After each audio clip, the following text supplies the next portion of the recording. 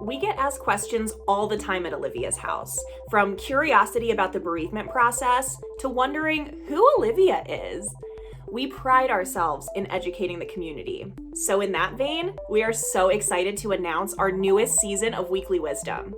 In the following weeks, Olivia's house will be opening up the floor to you, our community, to ask questions of the staff at Olivia's house. This time, we will be the wisdom givers. No question is too big or small. Like, what do the letters in Casey's name stand for? Let's see what questions we're answering this week.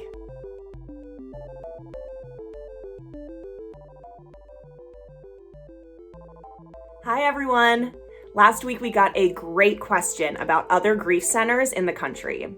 Though we argue that there are never enough, there are actually hundreds of grief centers in the United States.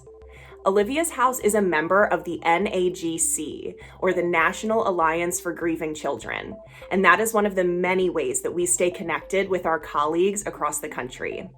Even better, we can connect any family anywhere in the U.S. to their local grief center. All they have to do is call us.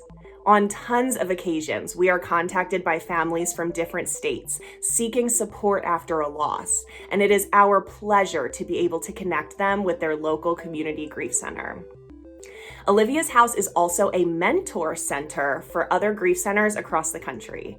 Just last week, during our Quarantine Therapists Having Coffee Zoom call, we connected with the executive director of Adams House, a grief and loss center for children that we helped to start in Shelton, Connecticut. We love to find out how other grief centers are operating during the pandemic and how we can support each other in our efforts. When it comes to the history of Olivia's house and what sets us apart in the work that we do, there is no one better to hear from than our founder herself. Leslie, why don't you talk a little bit about that? Thanks, Julia. This is a great question. You know, the Hearts Can Heal program is a wonderful backbone to everything we do at Olivia's house. I wrote that program in 1995. 96 we began, and I must say, everything that we do at Olivia's house has a thread of that original program in it. Even our new virtual program is based on some tenets of that original program that I wrote in 1996. So I'm excited by the fact that it has been studied by researchers, and it has had wonderful validation for the efficacy of everything that people, especially children, gain from experiencing the Hearts Can Heal program. I went around the country and I taught that program at many conferences through the years. I remember my very first conference workshop where I taught the 8-week closed-ended program, Hearts Can Heal. Everybody was amazed that there was a thing called a closed-ended program. They had never heard of that. And that went back to my counseling roots of doing closed-ended programs as a mental health counselor. And so I remember everyone feverishly writing everything down that I was teaching. And that took place in St. Louis. And it was shortly after the bombing of the Marat building. And so every time something tragic happens, something wonderful also can come out of that. And I like to believe that Hearts Can Heal came out of the tragedy in Oklahoma City.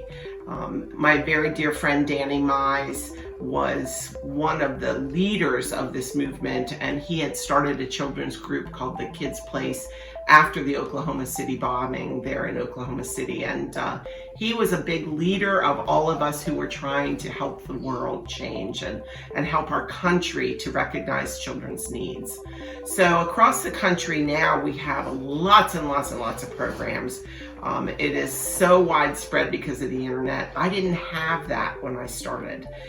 So it's wonderful to see change and growth, and Olivia's house has changed and has grown, and I'm so very proud of it.